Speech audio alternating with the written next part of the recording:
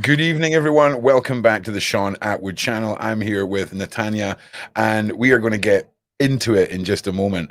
I just want to say to everybody, thank you for being here. Thank you for the support. If you guys can like and share and push this out for me, that would be fantastic. We're going to start off with myself and Natania to begin with, and then towards the end, we're going to pull some of the ladies in to ask some questions. We want to keep it fairly civil tonight, and we're not looking for a 4-hour live stream. Okay, that's why we're keeping it nice and streamlined this morning, today. And also, I have been sent some images that I'm going to be putting up on the screen for Natania. I just have not had a chance to throw them together in Photoshop yet. So the overlay will change. You'll be able to support and have links and ways to support Natania directly. And Natania, thank you so much for being here. How are you doing today? First of all, let's talk about life for a minute. So How are you? I am doing better. Earlier today, I told, like I said the other day, I've been having this low-grade perpetual headache for the better part of 2 weeks, off and on. And it was back last night. It was horrific. Today, this morning, and pretty much this afternoon, it was back with a vengeance. And then it started, I consumed a lot of water and it started to dissipate, but I'm not exactly sure what's happening. I mean, ultimately, everybody knows what the underlying reason is. Yeah, of course. And unfortunately, one of the things that always gives me pause, because I have bullet fragments, I could never have an MRI. So I have to stay on my side. Yeah, magnetic resonance imaging. Of course, yeah. MRI, it will draw the bullet fragments out and kill me because one portion is in my brain. So I can't. And so I have to always stay on my prayer and my faith walk, because if anything were to happen in my head, it would take so long for me to find out. I don't have diagnostic tools like that to use. Yeah, that's unfortunately scary. And I mean, it must be, I mean, on top of everything else you've got to deal with, having something as simple as a headache and having that, it must be triggering. It must be worrying. Paula, who you met yesterday, she's been going through her own treatments and she's been getting tested monthly to see if she's all clear. And, you know, the stress that she talks about, just the unknown factors, right? I think that must be your biggest torture, really, because I imagine you're a very strong woman who's come to terms with a lot of stuff, but it's the ones that have got the question marks that must leave the biggest stress moving forward. Yeah. So indeed, you're right about that. And a lot of it has to do with the fact that, like I said, I don't have diagnostic tools available to me. And then after all of the years of all of the medical injuries I sustained, it's almost like, do you want to get one more incision or one more surgery or one more? It's just been so much. And so it is, for me, what I've found that works best for me is to go a homeopathic way. Okay. And so I stick with homeopathic methods, but you know, like with anything, it's all fallible. Some things are fallible, other things work, and you just gotta do it on a. And like, so what have you found things that work more than others within that realm of self-treatment? Is there any, and again, none of us are doctors here. We're not suggesting anybody does anything, but have you found anything that sort of stood out for you that was like, oh wow, this is working? Absolutely. So for just overall general health, taking oil of oregano oil every single day. I use garlic regularly, as well as ginger and turmeric every day. Okay. And ginger is one I've heard a lot of people talk about. So, well, I mean, there you go. And I'll be honest with you, with the injuries you have and the severity of the pains you must get, it's interesting that, you know, because a lot of people, especially in the modern world, have just written off, you know, holistic medicines and all these kinds of things. No, holistic is the best. Remember, they have to remember pharmaceuticals. The root of pharmaceuticals are all holistic herbs and things like that. True, yeah. The root of most pharmaceuticals start with an herbal concentration, and then they take parts of it, add to it, you know, cut away from it, hybridize things, and then create the pharmaceutical version. But they're rooted in all herbal medicine. And so, you know, before we had the pharmaceutical industry, we had the medicine woman on, you know, the compound, the plantation in the countryside, and the medicine woman or the medicine man took care of everybody. And so that's true. I often wonder what the the test rakes for going through every plant in the world and weeding out all the poisonous ones must have been like, it must have been a very interesting period of time, weeding out the ones that did do good and ones that did bad. Now, before we get started, we were talking earlier about your book, and I'd quite like to, we're going to start with the book and end with the book because I want as many people as possible to hear. I'm also putting up your Cash App link and your support on the QR tag is there. I'm just making it look a little bit more pretty just now because that one has got some dodgy text on it. But yeah, tell us about the book. I'll grab some of the images you've sent me as well. I went through probably about, no exaggeration, about a little over a month ago, maybe a month and a half ago. I went through a really tough weekend. My daughter is emerging as a young woman on her way to college. She was out at her best friend's house, having some days away. I was, I'm the type of mom that I'm 100% mom. I'm not one of those moms that's like, ooh, I'm about to be an empty nester party. No, not for me. And so I was going through a little bit. I was, a little sadness, a little rough weekend. And so I used that energy. I always refocus my energy no matter what's going on. And so I wrote this book, A Shot in the Dark. And so it just it was cathartic for me. And let me tell you something. Can I tell you that throughout writing the book, when I would write and then reread the section to see the cohesiveness and stuff and the chapter, and I promise you, I would about 3 times, I had to stop and have a good cry. And it was like an emotional cry, like a pearl clutching cry for a little while. And then I felt, invigorated and I kept writing. But at the end of the book, I was like what we call snot crying, ugly crying. I just had to get it out. And I think it was so cathartic for me because I was writing facets. It's a fiction book, but I was writing facets of the story that started out as my story with the friendships and things like that. And, after getting shot, some of those friendships never got to actualize fully. So I literally wrote the friend group that I wanted and how we resolve issues and the finale and, the conclusion of the book was it's what I want for myself. And I'm sure many women, of course, being a hairdresser, having women sit in my chair, it's the story I've heard all too often that women want for themselves. So the book is a page turner. And so it is fiction, but you'll love it. You'll enjoy it. And any reference to any characters alive or deceased is purely coincidental. When you talk about the cathartic side of it, hang on a second, I'm just letting my co-host know. Sure. What's happening? Did you find that having the fictional side of it, right, could have possibly created a way for you to mentally deal with things in your head that perhaps were locked away, and it allowed you to process them with a sort of veil of security within yourself, if that makes sense? Absolutely. It's 100%. Sure. And it's 100% correct. And here's the deal. What I had to come to terms with once I completed this book, it is the deconstruction and the reconstruction of things that has been a theme in my life for, I would have to say now, since maybe since I started my reupholstery business. So I have a reupholstery business. That's what the DITR behind me is, Diamond in the Rough. That's my reupholstery business. And stripping things, first it started out as I just aesthetically love, design and furniture, things like that. And so breaking things down and rebuilding them to their former glory, or even better than their former glory, I didn't know what it was, but it filled me so much. I started with a footstool and it filled me so much. And so many people said, oh, you need to sell that. That's beautiful. And then it became a business organically. So when I lost my original shops, when I first got shop, I then moved to and opened more beauty salons. I opened a beauty salon, a spa, and a barbershop.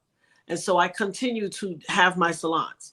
And I continued my dream, but after all of the injury to my body, stuff like that, standing behind the chair, for any hairstylist, standing behind the chair for a long time and that many years will get to you. But in conjunction with all of the things I had to deal with and the emotional aspects of it and the stuff I was going through, it became too much. And I had to make a decision that, my sons were like, Mommy, just close the shop. And so eventually I just closed the shop. it's a heartbreaking icing on the Yeah. cake of this story, because the trauma, the injury, the memories, the change of your life physically, mentally, but to then lose who you were as Yeah. you lose your trade, if you will. For you Hmm. to get through all of that, right? For you to then sit down and write a book about it, right?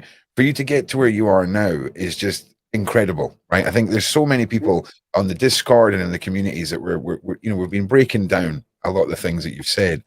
And the one thing that comes to the top of everyone is the warrior woman, the strength, all of this, because I think with your commitment to your faith and your Hmm. acceptance of whatever it is you've been chosen to do, right, on this earth, is such a huge factor in this, because it almost doesn't make any sense until Yeah. you apply Hmm. a holy power, whatever you want to refer to it as, because your story is just so incredible. Now, one of the things we And were part of talking it, about. Oh, yeah, on you go go. ahead. No, no, No, please, part please. of it is I come from a long line of warrior women. I Okay. literally, I mean, my great great grandmother, Margaret Stafford, who passed away when I was an infant, but my great grandmother, who was alive throughout my life. We always had 5 generations alive at one time in my family. So I grew up with my great grandmother. I grew up physically every day with my grandmother. My mother, there is no stronger warrior woman than my mother. My mother, Gloria, anybody that knows Miss Gloria, wow, powerhouse. I'm Yeah, talking in the family and in the community. We could not, my sisters and I could not be failures. My mother was, her baseline was excellence. yeah, I could bring home 85 and she'd be like, what, you want to be average? yeah. What, you want to be slacker in life? 85? So what, you couldn't get 15 points? And I used to be like, what is wrong with this woman?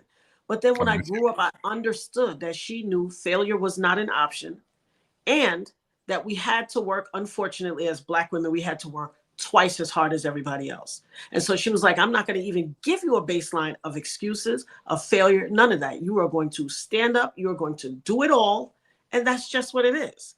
And so you. she wanted us to have something to aspire to, and I appreciate that. When I was Yeah, younger, it was a little hard to deal with, but growing up, I realized this woman created excellence. All of my sisters, we're all homeowners, we're all educated. It's a beautiful thing. yeah. I Everybody's think doing right. having that instilled in us, that, like, for example, if you try your best and get 85, that's fantastic. If you get 85 knowing you've got those other 15 points in you, you know, that's the push that I imagine your mother strives to, is to wring out every single ounce of success that she That's can.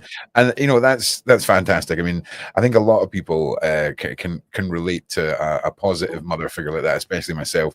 My mother was the same, very, very much encouraged all of the creative side of a lot of the things that I do. she And did. I love her with all my heart. So big shout out to the mums out there.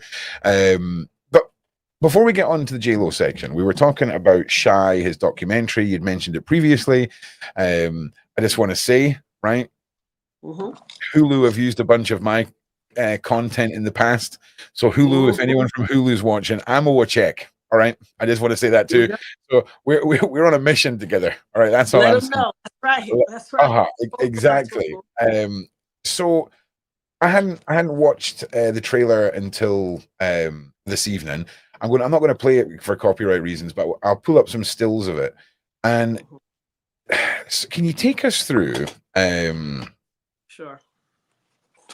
well, for a start, it's a very self-indulgent looking documentary. It reeks Well, of, look what happened to me, look what I've done. Amazing. I mean, that's kind of what it resonates, right? Um, where not do you just for me. land? Where do you land on the documentary? So that is exactly what I thought. So immediately there was lots of red flags for me. First and Okay. foremost, in New York, there is a law called the Son of Sam law, where Okay. you cannot profit from your crimes. It is a law. It has been on the books. It was named after David Berkowitz, known as the Son of Sam killer, who Yep. was, excuse me, annihilating people in Yep. the 70s.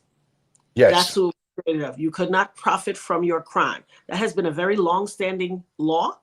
And what he is doing here by chronicling and highlighting this in his Hulu documentary is profiting off of his crime. You are due a debt of responsibility to the victims of a crime you participated in as per the level of guilt that you were assigned during the civil portion of the trial. Okay. So, and while his bullet hit Julius Jones and Puffy's bullet hit me, Shyne was still everyone that was responsible was meted out different percentages of responsibility. Shyne owes me $500,000. And here's the thing. He's so honorable that he reached out to the person who was representing me, my attorney at the time, saying, would I sign a letter saying that he was innocent if they paid me what they owed me? Excuse me? You owe me that money already. How dare you request that I sign a letter saying you didn't shoot me? Now, I don't have a problem saying you didn't shoot me because I said it all along. I said Puffy shot me, but that's not going to absolve me. And I told him, I said, you ain't going to use me to finesse the government because you want your charges overturned. You shot Julius Jones. What about the debt of responsibility you owe him? You paid your debt to society, but if you continue to now walk through life with this manipulation tactic, you're not going to use me. yeah, you're not going to use me. Just for people in the side chat, just give us the 5-minute breakdown of what happened in the club, who pulled the triggers, where Shy fits into this with Diddy. Just for anyone who's not completely up to scratch with it all. For anyone who wasn't here yesterday, and not to rehash, the past few days, I suspect that is what contributed to my headache. So I don't want to go 100%. over it that much. No, definitely don't go deep. It just was the main characters in this is JLO, it's Diddy, it's Shy, and it was Shy walking through the club. Yeah. They got into a pushing, shoving match. Yeah. Them and Entourage and the hangers on were walking through, got into a pushing, shoving match with a patron because they had bumped into the patron, spilling his alcohol, his drink in his face. Yeah. The patron elbowed back, sight unseen, and it turned into a shoving melee. When he turned around for who it was, he tried, Puffy tried to swell up on him. He swelled back because he was a character in the community that was not to be played with. Sure. And it turned into what it turned into. Exactly. Let me stop you there just for the sake of your headache. So that's enough for everybody. I don't want you reliving any of that. We'll nip that there. One of the guys. Are you okay? As long as you're okay. I'm fine. One of the guys who was in the other, who was on a part of the melee on the side of the guy they were going against, not Scar, but someone that was there, slapped him with a wad of money in his face, slapped Puffy. And once he slapped him and the money went to the air, that was like an ultimate sign of disrespect. That was equivalent to, let's say, spitting on somebody, for God's sake. And that was going to, escalate. But I thought it would just get into a fight. We were still in the era where people fought. I thought it was going to be a fight. I had no clue that it was right to that. Yeah. Eventually, they both started backing back away from the melee. Both of them, I watched them backing back like a movie, like a hip hop video, like a urban movie, backing back, walking backwards. They say backing back in the South.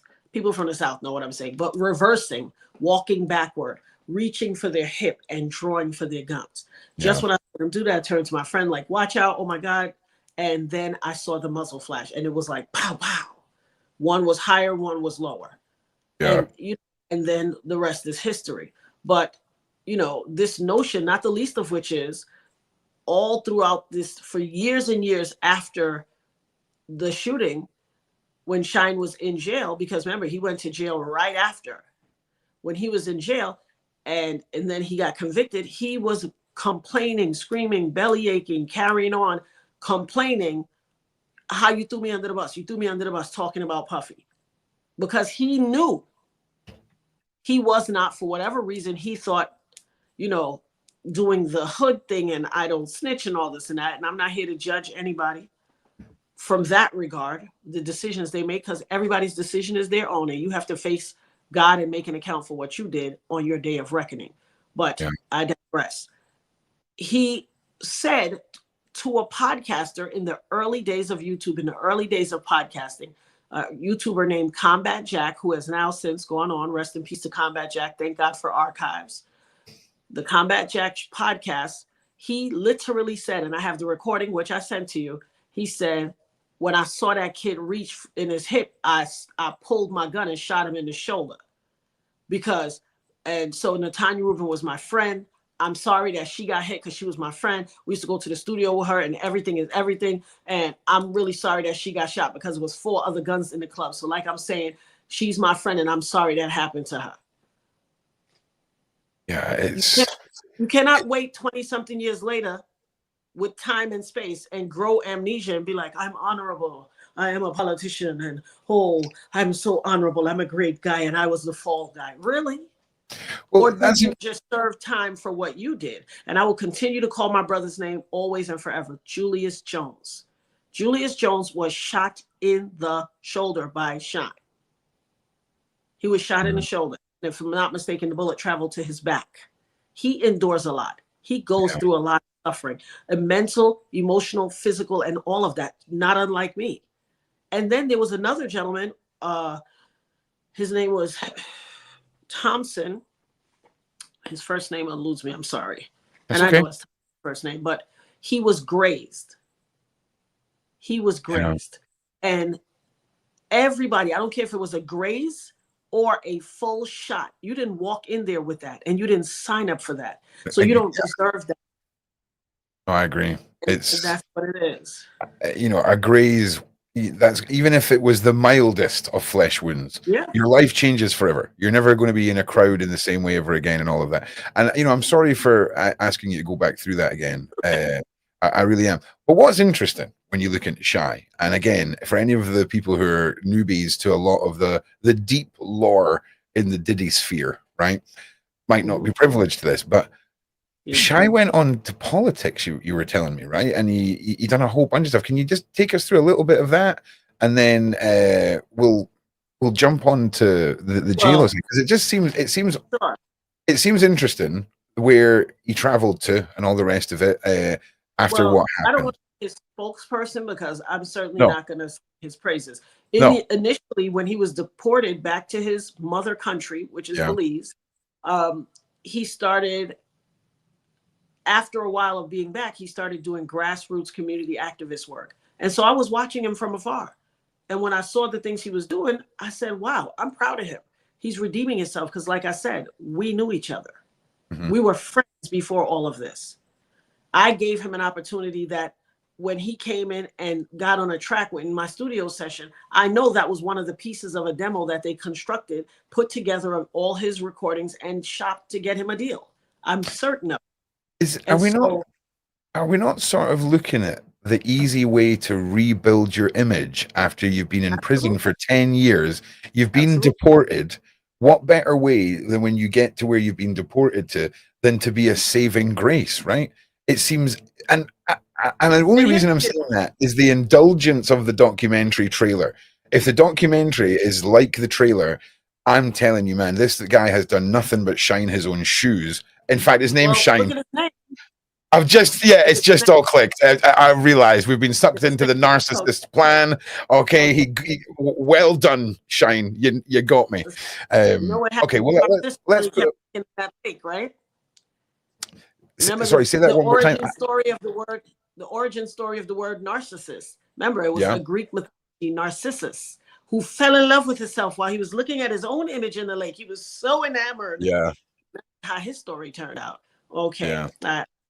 Those who don't know, the Gen Zs and the Alphas and anybody else, Google is there. And the guys who live in cupboards under the stairs with their computer systems, right? Sadly, I'm definitely one of these people. Yes, Four Kings Sick, you are the only viewer on Twitch. Welcome. welcome. Thank you everyone in the side chat again for being here. Make sure you guys give us a little share and push this out. Big shout out to the mods and the usual panel members. They'll of course will be joining us towards the end. Now, everyone has we tried to get to it yesterday. We ran out of time. It was an incredible live last night. Yourself and Jag were getting to talk. The panel members. you touched so many people's heartstrings, emotions, memories, own traumas, Yeah. all of this. And it's amazing to watch how people who share even just a slither of relatable trauma or things like this, even if what happened to you to you by an absolute monster who's done all these things. It's incredible the unity that happens and the brotherhood, sisterhood that happens with it all. So I just want to say I commend everyone in the side chat for how amazing you have been with this lady and myself and this journey we're going on, because it isn't easy. And I think for a lot of people who have never gone through a trauma, we a lot of people can forget about the re-traumatization of a lot of this. So I just wanted to say thank you again for being here and doing this. I And really thank you, Ron. So first and foremost, what an amazing thing for you to say. Because thank you for making you and Sean for making the platform available to me. Thank you for the amazing women that I met on your platform. Thank you for Shyne, who is the booker, who is just amazing. yeah, he's Okay, a great soul. amazing. We had a phenomenal conversation.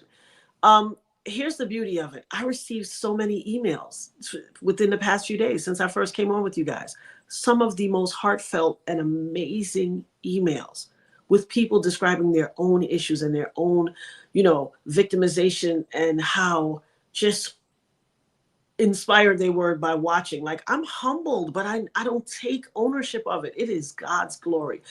I think God wants us to feel again. We do everything. We post on socials. Back in the days, they used to think money was the greatest commodity. Attention is the greatest commodity, and people have lost their mind in this attention sphere. Like, people are desperate for attention at all costs. That is the commodity in life. It is greater than money for some Mhm. people. And so whatever you spend all your time doing, you make your God. And God said, if you put anything before me, just like you don't know my name in your time of glory, I won't know your name in your time of need. Mm. And so I think he wants us to get back to the basics and just feel again. Feel just common friendship, love, empathy, sympathy, just emotions. Feel. A lot of us have walked through life not feeling. There are a lot of bodies on this earth, but you know how many people are annihilated?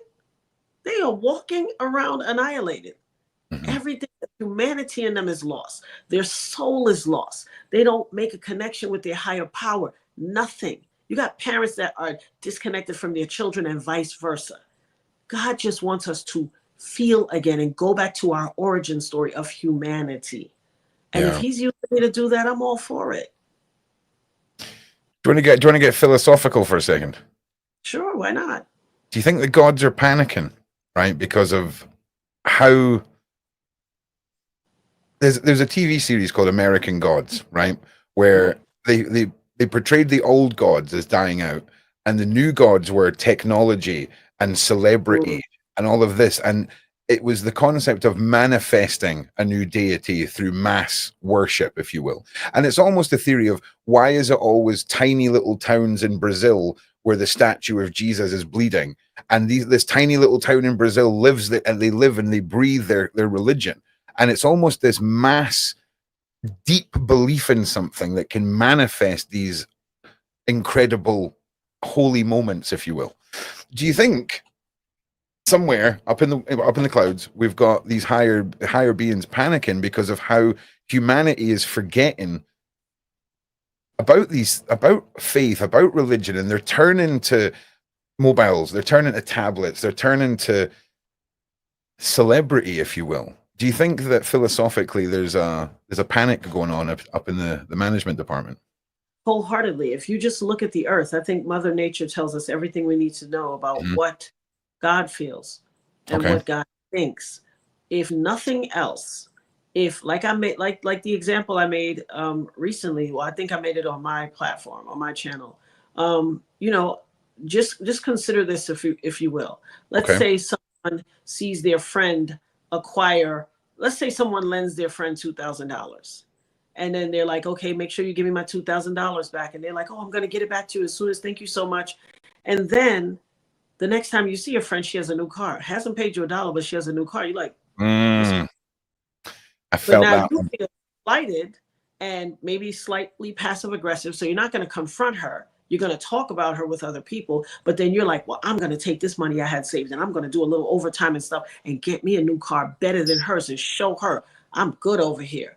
And so you rush out and buy a new car and you look good. You're stunting. Everybody's talking about you. You're the talk of the town.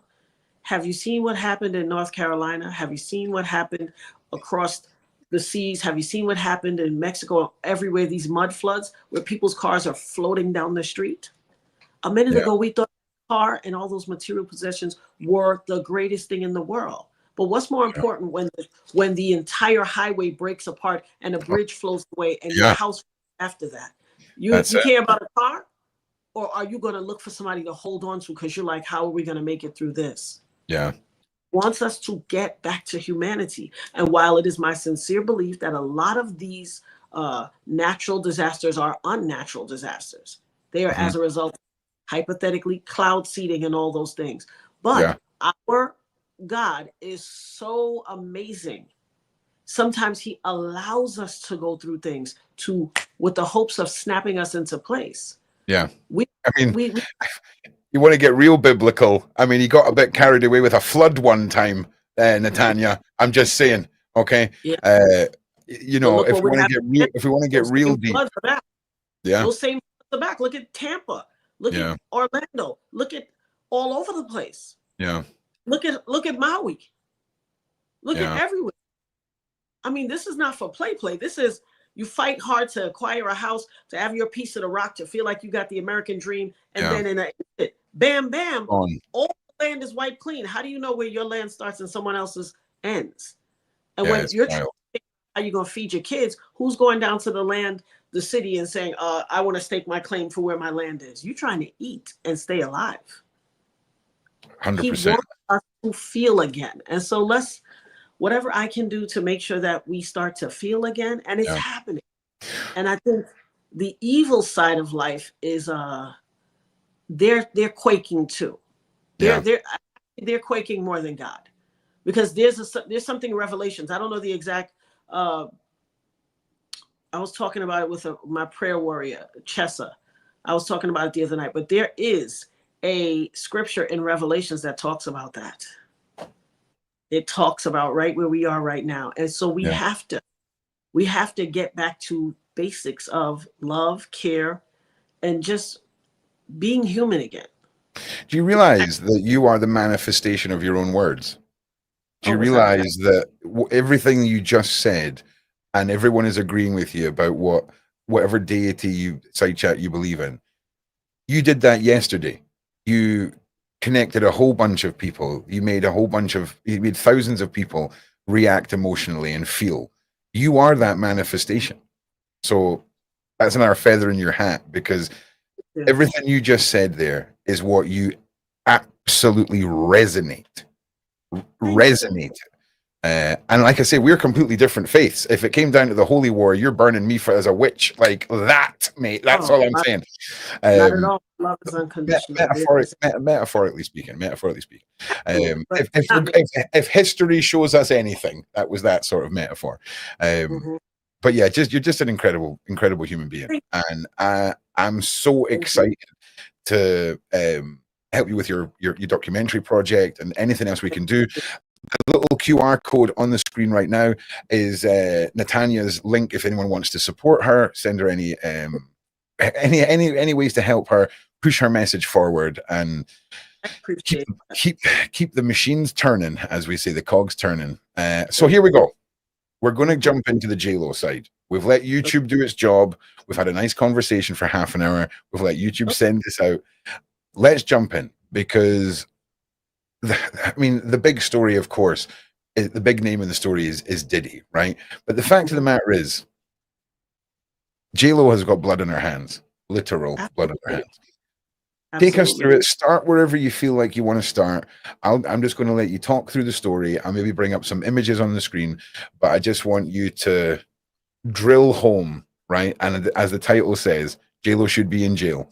Oh, also, one of my community members made us a great little image up here for the allegedly right there. Just so you can see how seriously we're taking the allegedlys, right?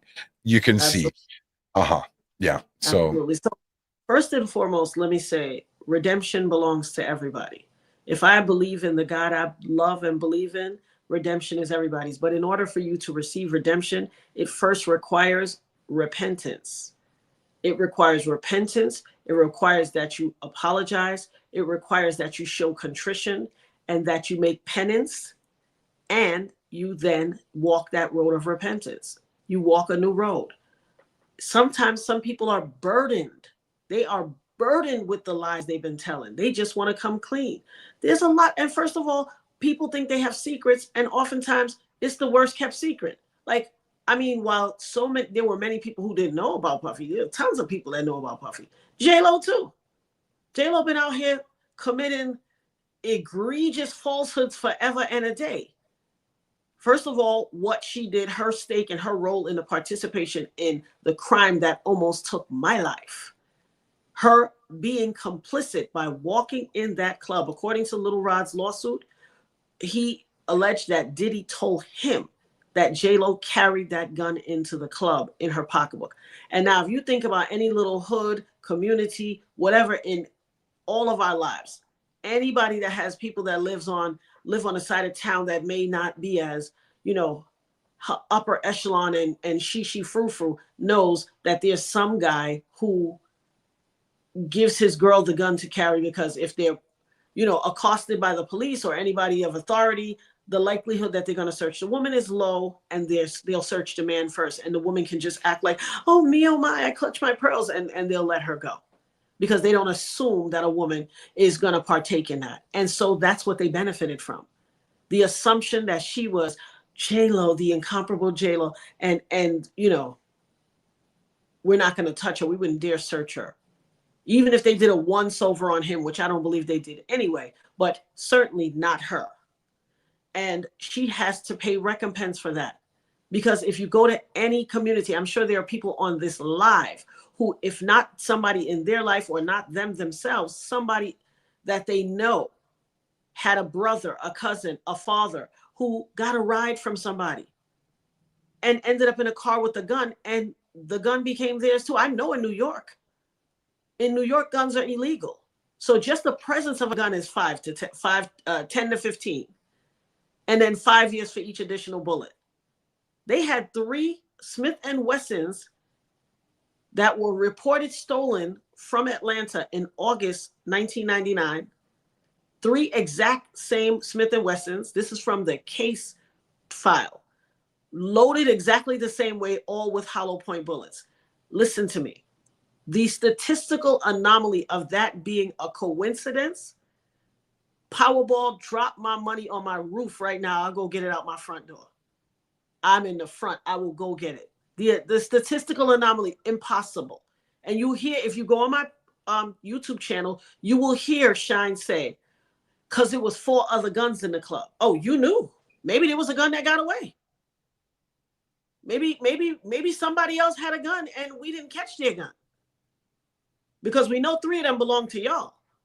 1 was found in Shyne's waistband. 1 was found in the Jeep that they were speeding away from the club and running red lights in. And 1 was thrown from the window of the Jeep. That's 3. So who are you saying had the other gun? The guy that you say accosted you? Why didn't he fire back? He was a guy from the streets. According to what the world says or the streets say, he was known to bust shots. Why he didn't shoot you back? Because you clearly shot at them. But the fact that you shot at them, thinking that you're the biggest rapper in the diss and be so self-aggrandizing, doesn't mean that you have adequate target practice. Or perhaps you had remedial classes in your target practice, because you hit 2 people that had nothing to do with it. Yeah. 3 people. Yeah. Perhaps the other guy got grazed from a ricochet. I don't know. Or a full bullet hit him. But I know what I saw was pow pow.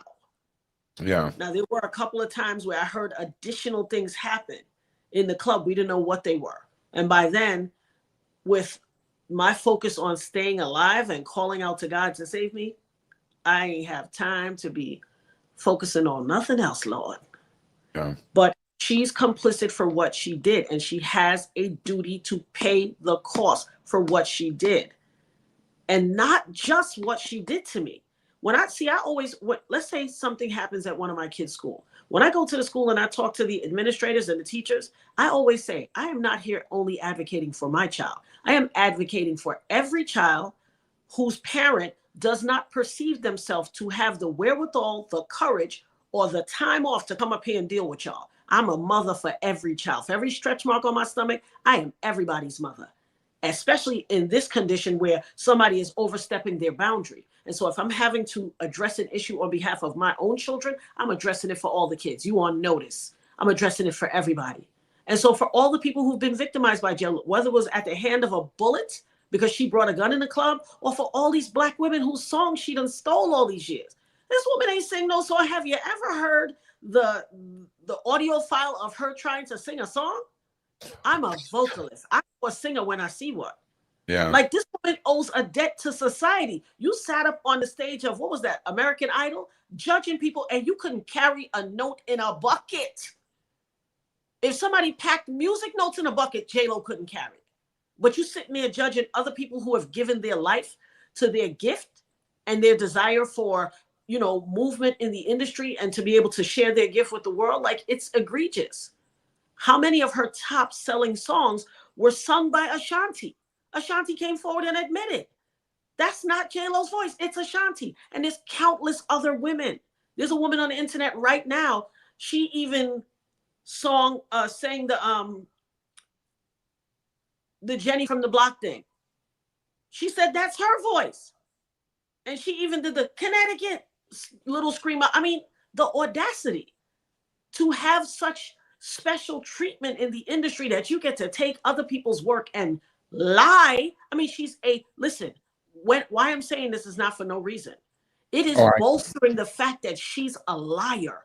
You literally filed songs in the Copyright Office, which is a federal organization that oversees people's ownership to intellectual property, their songs, performance royalties, all of that, and gives ownership and royalties. Your name is on people's song and you ain't saying a lick.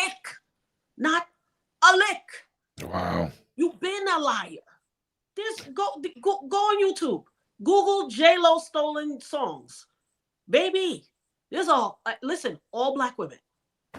And I think there's one Latina. All Black women. You've been taking advantage of Black women for a long time. Enough is enough, boo. Come to the front of the room, Jenny from the Block. And as if enough wasn't enough, as if you didn't almost steal my life, steal the intellectual property and the gift of these women, you then have the audacity to try to spin the block on an old relationship and then shove it in everybody's face. We're so in love. Girl, according to my clock, he left you quicker than the cock crowed 3 times, like Jesus said to his disciples. Peter, you will leave me before the cock crows 3 times. I believe the cock was like, and Ben Affleck was like, okay. Yeah. It shows that she's a liar. Go pull up the royalties for her songs. You've been collecting royalties on other people's voices. Wow. Taking advantage of people. And these are not allegedly. Go pull them up. Ask her, put her in a courtroom and tell her to sing one of them notes. Baby, the jig is up. Yeah. Not the least of which all those women have come out on audio and said, that's me singing. When you stop and you listen, you're like, wait a minute. This is Ashanti. How did we not know? The majority of her work is stolen. She's a perpetual liar. If I'm lying, sue me and come out and prove it. Because I agree. Sing. See, here's an interesting thing. Try me. Here's the interesting thing, right? We've been speaking a lot about talentless talent the last couple of weeks, right? And it only really makes sense in a world where you're paying a price for your lack of talent in another way, right? And obviously, we all know the allegations against Mr. King of New York currently. But you have to wonder what JLo did in order to get her fame, right? And obviously, we're not, what she did. She finessed everybody and turned from Selena Quintanilla to Bitty Bitty Bum Bum, and then she became Don't Be Fooled by the Rocks. I'm just And as soon as the heat came down, you got you a designer Versace dress, spun the block on that, and then you became white again. Cut the shenanigans, boo. Look at what her movie did when she made this little, whatever the name of this movie is, and society dragged her for filth. You shaking up your hair. This is how I look when I was in the Bronx running up and down the block. And then people came out and was like, what? You were in my Catholic school girl class. An expensive Catholic school that cost buku dollars. You wasn't running up and down nobody's block. You told on yourself by the bodega order. I like a chopped cheese. If you know, get out of here, you fraud. Enough is enough. The woman is a perpetual liar. And that's the thing with lies. Until somebody stops you, you won't stop yourself. It has to stop. Perhaps God called me here to call her to the front of the class. Because prove everything I said was a lie. It started a movement on YouTube where people, New Yorkers from a bodega, baby, we know our order. We know our order. You walk up in that bodega, first of all, whether you in the Arab bodega or the Latino bodega, Papi ain't got no time. Mommy, come on, what you want? And Aki don't got no time. New Yorkers move on speed. Everything is speed. Ain't nobody got time to be standing there. Give me chopped cheese. First of all, chopped cheese, they didn't even call it chopped cheese. Chopped cheese wasn't out when we were young. She my age. Chopped cheese is newfangled. What is chopped cheese? You got to tell me what chopped cheese is. It's like you know what a steak-um is? Like a thin, like a thin steak. Like that thin steak of meat, and it's chopped up with cheese, cooked on a grill with onions. I'm with you. Chopped cheese. I'm with you. Chopped cheese. Okay, I'm with you. All right. Relatively modern term. In my generation, the generation she from, baby, she ain't been Jenny from the block for a long. She gonna be. When I'm done, you'll be Jenny from the cell block. Hell yeah. Press. You ain't been Jenny from the block ever for a long time. Really. Unless it's a block of cheese. If you was finessing people to perpetuate this falsehood, and why do you need to perpetuate this falsehood? Why are you always selling a wolf ticket? You didn't have to schmooze on your relationship. You didn't have to shove it in people's faces. You could have just lived. Surely, the patheticness of the video. Call such and such. He's not available for your movie. Call such and such. He's not available. They got to what's the guy from Dancing with the Stars? They're like, he's not available. He's going to a wedding. So he can't reschedule. Whose wedding? Whose wedding? Call him. I need him in my movie. Derek Huff. It was his wedding. Clearly you don't know him. Clearly you don't know him like you think you do, because it was his wedding and you wasn't invited. You wanted him to reschedule a wedding because you thought it was going to a friend's wedding. If he was truly your friend like you claim, you would have known it was his wedding and you would have been invited. But I digress. See, those who have, the Bible said, those who have eyes to see and ears to hear. When you see a thing that's fake, you know it from the jump. You can't unsee it. I can't unsee the fakeness. And then you had the audacity to sit on American Idol and judge actual vocalists and tell them, no, you're not ready. Come back in a year or two. Excuse me? Boo, the Bible says, show thyself approved. Who is you to tell me I'm not ready? You ain't saying a thing. You haven't sung a song. And if she sings a song, it sounds like, I promise you, go on YouTube and look it up. And she goes, I'm sorry, guys. Oh, my God, that was horrible. Yes, that was the most honest thing I've ever heard you say. That was horrible. Well, I'm not going off on a random tangent. What I am exemplifying here is that she is a perpetual fraud. You have defrauded people who purchased your music by writing your name, signing your name to a copyright form, saying that this was your artistic delivery, and it was not. These women, I watched their videos. These women can't even collect money on their art, and she's still collecting royalties on their craft, on their talent. One lady says she's suffering out here. Yeah. How is that fair? So am I the only person victimized by her? She guilty on a lot of points. And my Bible said, cry aloud and spare not. And so I'm never going to just speak on behalf of how she's guilty to me and guilty for her actions towards me. I'm illustrating, because see, when I come, I collect and gather people, and I bring receipts and correct change. You best believe when you hear me speak, baby, receipts and change. Don't leave your pen, take them with you. I am illustrating that she is a perpetual fraud. Why must you tell so many tales? Why have you painted this? If they said, sing for your life or serve 20 years, somebody need to take her uniform size, because she's going up the river. Yeah. Yeah. I mean, she does not have the talent she's perpetuated. This whole thing has been a farce, and enough is enough.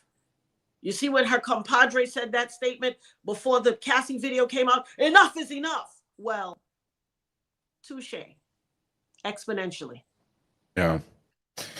You know, when we talk about someone like JLO and we look at the fraudulent talent that you've just explained, we must be looking at a much wider issue than just JLO, because you ain't just walking into a recording studio, slipping in a CD or a USB drive, whatever, with someone else's voice in it and pretending to sing. Do you know what I'm saying? This must be a orchestrated plan, and that's obvious. That's obvious, right? So, how many more JLOs are out there? Because when we talk about the talentless talent, right, and yet we've got talentless talent who have a veil put across the world for so long and fool us all. We've got to wonder how many more there is. And I just want to say to everyone, anyone who's sending super chats or any form of donation, if you can use the QR tag on the screen here, and then it all goes directly to Natania. And I will, if you want to ask a question, if you put 3 Qs, like QQQ, and then a dot, and then your question, I'll try and get through as many of them as I can. But another thing that you said, right, was with the guns, or the pew-pews. And the law where if it's in the car and you're in the car and your friends are in the car, you're all getting done in 5 years for a bullet. That sounds like quite a serious law. I'm not going to lie, right? Do you think we're looking at the analogy of you get the Americans' legal system depending on what you can afford, what version of it you can afford? Because Absolutely. I've said that over and over. Respectability politics. Yeah. If you have wealth, position, fame, the right complexion, connections, you are afforded a judicial system that others are not privy to. I can tell you 5 people I know whose family members is in jail just because they was in a car with somebody, and they had nothing to do with it. No one affords them the ability to be able, when your mother got to pay the rent and she has other children, and you made the mistake of getting in your friend's car that, God forbid, might have been stolen, or at least they had the car, but legally, but they had guns and drugs, and your mother doesn't have spare money to obtain you a lawyer that she pays for, and you got to take a legal aid lawyer. You got to take a public defender who is paid by the same prosecution team that's paying to prosecute you. And the prosecution team has investigators, and the public defenders don't even have a table exclusively to sit at. They got to share the same tables and chairs, and they have no computers and no access to investigative things. Please, you might as well, as we say in Trinidad, crap, go smoke your pipe and the dog will eat the food. That means you're done. Yeah. Oh, listen. I didn't understand it, but it did not sound like it was. If it was said to me, I would want it said to me. Do you know what I'm saying? Yeah. You got the vibes. Here's a question from Sky Moon for you. Does Natania think that Rodney Jones's court case might help her get justice? You know what? I owe a debt of gratitude to Rodney Jones, because this is how I found out that Puffy admitted to shooting me after all of the years of denying it. I was waiting to pick up my daughter from work, listening to, shout out to Tisa Tells, whose podcast whose channel I was watching, and she was reading the counts of the lawsuit. And she said, and I believe it was 2 different sections, 119 and then 128. If I'm wrong, charge it to my head and not my heart. Where he said, Puffy bragged to him that he shot me. He said, he tried to push back on some reason he was bullying him. And he said, you don't think I'm crazy? I get busy. I will eat your face. I will unalive my mother. I shot that lady in the club. He told him he made Jennifer carry, or he gave the gun to Jennifer and she carried it in. Cassie said in her own lawsuit, he made her carry guns. Here's what I know about old dogs. They don't change their stripes. Old dogs is who they be. My mother, the warrior woman of my life, always said to us, complacency breeds contempt. You might get away with stealing one cookie and your mother see the crumbs on your lips and a few crumbs on the countertop and she don't say nothing. Who took the cookie? I don't know. She might let you slide. But you see that first slide that she let you have? Baby, by the time she's done, ain't gonna be no cookies left and you're gonna be a pre-diabetic. Because now you got away with it. You're gonna keep stealing it because there's no repercussion. I want to shout, I just Googled with a rudimentary Google, the women whose vocals Jennifer Lopez stole and presented as her own. Natasha Reuben, Yana Crawley, Shawnette Harrell, Jennifer Kerr, and stealing other artists, including Usher, A-Marie, Brandy Norwood, Mariah Carey, all that. You know what Mariah Carey says about JLO? I don't know her. That's a long-standing thing they got. Somebody will say, what do you think about JLO? She's like, who? I don't know that person. And I'm not mad at her. Using everybody's vocals. This is a rudimentary search. And they all pop up. If I'm not mistaken, Natasha Ramos was the one that sang Jenny from the Block. I literally watched her speak. I'm not telling you something I heard. I'm telling you something that I know. Excuse me. I'm telling you what I know. Why is it fair for her to have to use their intellectual property? Because listen, one of the most productive forms of law is intellectual property law and copyright infringement law. So not only are you guilty for bringing a gun in the club, boo, setting a scenario by which your boo from the block was able to shoot me in my face, and then you threw a gun out the window. So that's, what's that charge called? Obstruction of justice. Then you out here copyright infringement. You collecting royalties on women's voices that are not yours. You didn't write Jennifer Lopez and Natasha Ramos on them credits. You wrote your name. You see these women? Do you think the women whose vocals were stolen, right? Do you think there's a possibility then that they got cut loose and had their vocals stolen because they weren't willing to be part of the inner circle that JLO was? And we know what inner circle that we're trying to hint at here. That remains to be seen. That very well could be. But here's even greater.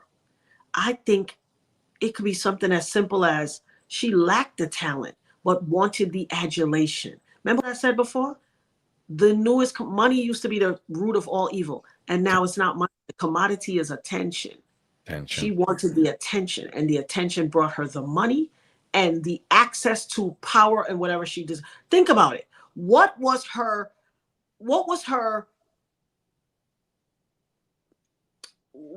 proper term I'm looking for?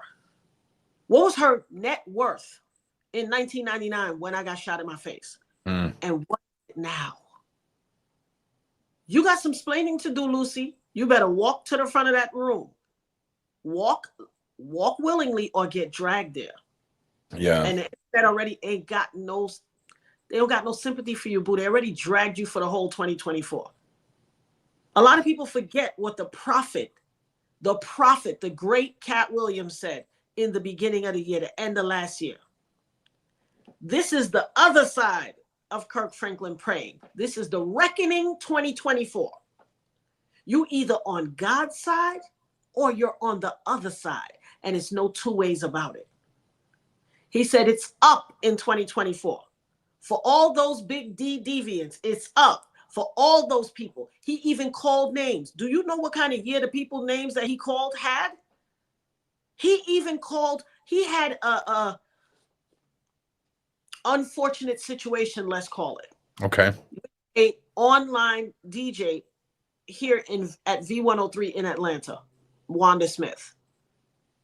Rest in peace, Wanda Smith. Wanda Smith died last month. Okay. Let me tell you something. The word says, touch not my anointing and do my prophet no harm. God not seeking vengeance when we want it. God, and rest in peace to Wanda Smith's family. I am simply referencing the interaction she had with Cat Williams. Mm-hmm. See, people think that it has to be this person or that person or somebody great. Look at everything Cat Williams has endured. Look at everything he's endured for the last few years. Ever since he made that first comedy special where he had his hair in that little flip and he had that velvet green blazer. Yeah. They be the weird mansion party. New to Hollywood. Yep. I'm happy to be at the party. And I walked in and we looking in the room like, Didn't things change very quickly for a young Cat Williams? He was a favorite son until he had that first special. Yep. And they were after him, that cabal who wanted to keep all these freak off secrets. Yeah. And that's what people have to understand. When people keep, and he said something very profound in that video. You've seen me arrested a bunch of times, but I ain't had to never go through the courtroom. I've never been convicted because that's what they do. They gang stalk. 100%. 100% against you. They create that whole negative mantra where you're bad. They always take pictures of you when you look off. They took his kids. He got him back. They arrested him a bunch of times. He got him back. He stopped off one day and was playing football with some kids. What they do? He gave out money to everybody in the community. One guy came, he didn't get money. He want to fight Cat Williams. They propped this guy up to try to get Cat Williams arrested. This guy was big. He was bigger than Cat Williams. He looked like a grown man. Then they pop out, he's 16, trying to get him for child abuse. But guess what? He's never been convicted. No. The headlines are all they need. It's only about the headlines. The headlines are the sentence. They get recompense again. They owe him recompense because who's vindicated now? They try to tell us he was tick, tick, boom, cuckoo for Cocoa Puffs. And who looks more safe? Sometimes people say things and it ages like cheese in the sun. Cat Williams, Jaguar, yourself, it's like a fine wine aging. You see what I'm saying? And Cat Williams, yourself, Jaguar, there's so many stories that you have told hundreds of times, and it's like there is no wavering. It is the same story. Because the truth doesn't need rehearsing. The truth rolls off your tongue. Right. I'm glad you said that because I'm telling you now, there's a percentage of viewer right now that just got educated from that poetic those words you just said there. If any of the ladies and the panel members are watching who would like to come and join us, I've sent the link out into the groups. Feel free to come and join us and we can get some questions in. I think it's fairly obvious, right? When we look at your case with the allegations with JLO and what basically we're talking about, she's just being used as a mule to transport alleged pew-pews into the club. All of this. She allowed herself to be used. Oh, listen. Because if she had the wherewithal to walk away from the New York City police car when the police pulled her over. That was part of the deal. That had to be part of the deal, right? Everybody put their hands on the car. All the black men threw their hands on the car instantly. Whether they got off or not, they threw their hands on that car. Only the white-skinned Latina said, I don't have time for this, and threw her purse under her arm and walked away, the cop said. He had to go get her and be like, get back here now. She was like, no, I don't have time for this. He said, you think it's an option? Well, and she was screaming hysterically, what am I doing here? Why would you take me? Like, y'all know what this is, because she was used to people giving her special favor and entitling her to things that she didn't deserve. Yeah. I just want to apologize to the side chat and yourself. I've got a very slight delay right? And there's moments where you pause to take a breath and tell your next sentence, Oh. and I start talking because No, it's there's okay. I'm and sorry. but it's so rude, and I just want you to know it's a technical issue. It's not my lack of etiquette, No, shall we say. Maggie's sitting down there laughing that I'm telling someone that I don't speak over people. It's literally part of my brand, but that is not the case here. Okay, I can Stop tell you that. lying. Yeah. Amen. So one more thing. Hello.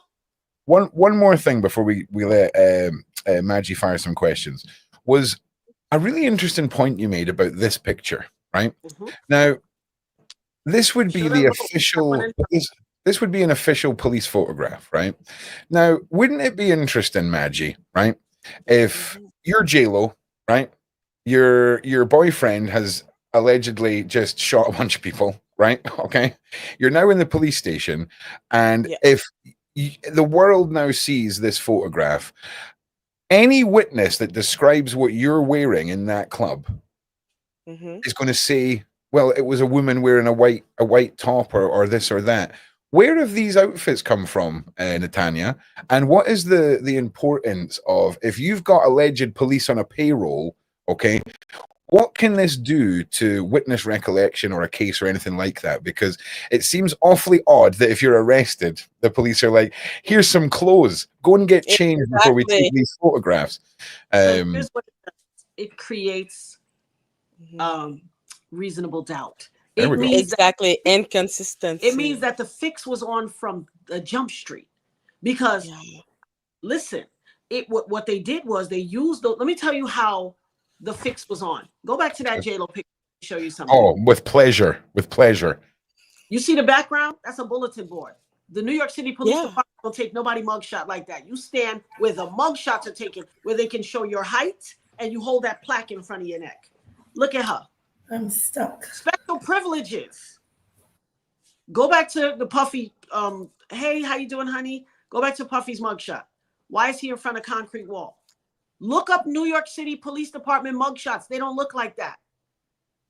The That is reason so that cool. they gave them the benefit of different shirts was to create reasonable doubt. And this is what drove them insane. They were able to, Benjamin Brofman and Johnny Cochran on the stand were able to challenge people. What did he have on? They ran these mugshots all the way through after the shooting happened, all the way till the case started. So then people was like, he had on a gray t-shirt and she had on blue. No, they didn't. I was the only person, me and I think one other person said he had on off-white. He had on off-white top and bottom, and she had on a tannish cream. Listen, I remember it like it was yesterday. Well, I'll tell you something. Shyne had on that big coat like a parka. Yeah. I bet. I'll tell you something. I just Googled New Police York gave them City. that. I Googled New York City mugshots, right? And I'll tell you something. There is some consistencies with backgrounds here. These look like mugshots. Do you know what I'm saying? And Exactly. I'm just saying, this looks like you're hanging out at your friend's house, right? And someone's taking a picture. Do you know what I'm saying? Also, course. we've not really talked about just the madness of Puff Daddy's tooth to mouth ratio. It just seems every time I see a picture of him, I feel like his teeth are trying to escape his body, right? Like they're trying to get out, and I don't know what's going on because it doesn't look like he's got craziness going on there. But man, his teeth look like they're trying to escape. But this was it was one of the I thought points. it was a real question. Yeah, no, no, don't be silly. Okay, we've been going over an hour now. You know what I'm saying? The madness is kicking in, but it's such a prevalent point, and it's something that the side chat, right? Let's be super cynical, right? Let's say the super cynics are saying, "Don't be silly. This is a silly point." Do you know how many silly points there are? Right? If there's one silly point, okay, you can be like, oh, it was take your kids to work day, and little Jimmy done P Diddy's mugshot and screwed the whole thing up.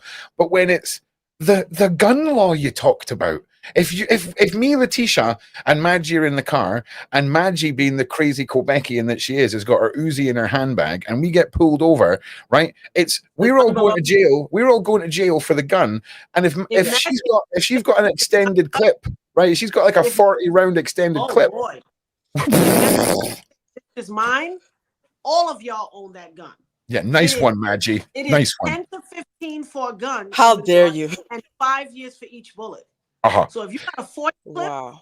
football So, number, you ain't gonna, you ain't. yeah. So Letitia and Maggie, my point with this I was agree with you. that Yeah. is not that doesn't sound like a law that they mess around with. When they wrote that law, they were like, okay, we're sick of the guns now. Okay, we're going to write a madness. And for the whole concept of you get the legal system you can afford, when we look at the suspicious timing of a certain mayor of a certain New York City after the Diddy arrest, when we look at the connections with this man, are we so out of the realm of crazy allegedlys to think that possibly Mr. Diddler had a bunch of people on the payroll and this is just a systematic normality for these monsters in Hollywood to escape charges, to corrupt and to destroy cases, witness testimonies that we are oblivious to seeing? Yes. Because I'm telling you right now, Obviously. frickin' Jenny from the frickin' block, right, can get away with just stealing a whole career, right? Just saying. Multiple. I know. Like, Multiple careers. oh my Thank God. you. Can I say something? It is so nice to Yes, meet please. you. Yes. I am such a fan, Natania. Thank you. Thank you so much for having me. I was listening behind the scenes, and let me tell you, you have convinced me of JLO. I was like, whoa, you told me some stuff that I didn't even know. Yep. Now I'm like, the biggest thing is that she knew you were there. You gave him the gun. You're a part of it, and then you lied and you're complicit to it now. It's shameful. Yep. It's just shameful. It is. She be ashamed of herself. I'm going to get my recompense, but I'm asking people in honor of hold on one second. That's okay. That's okay. I apologize. I didn't realize. I forgot women. that you hadn't met Letitia. Natania.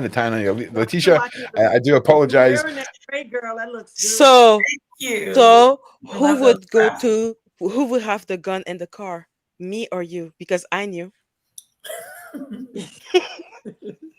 So listen, here's what I want everybody who's listening to do today. Not just for me. I'm going to get my justice because the God I serve already told me that. But in honor of these women who have been victimized by JLO, Natasha Ramos, whoever's running the chat, can somebody put these names in the chat? Hashtag Natasha Ramos, hashtag Yana Crowley, that's spelled Y''ANNA Crowley, CRAWLEY. Shawnette Harrell, that's SHAWNYETTE, Harrell, HARRELL, and Jennifer Carr, KARR. Those are the ones that I saw from just an instant. And put Ashanti also. Put hashtag all those names in. Everybody who's listening, tweet that at JLO. Wow. Come to the front of the room, boo. You got some splaining to do. Yeah. And you can put Jenny. She's not doing good. I'm not advocating for just myself. I'm advocating for all these nameless, faceless Black women and Latino women that she stole from. Yeah. And it's a fraud by claiming federal protected copyright. Wow. Copyright is. Her reputation is in the toilet. Copyright infringement does not just hold you up for the retail value of the thing. They're going to charge you for the retail value plus interest on every dollar you collected that you wasn't entitled to. Wow.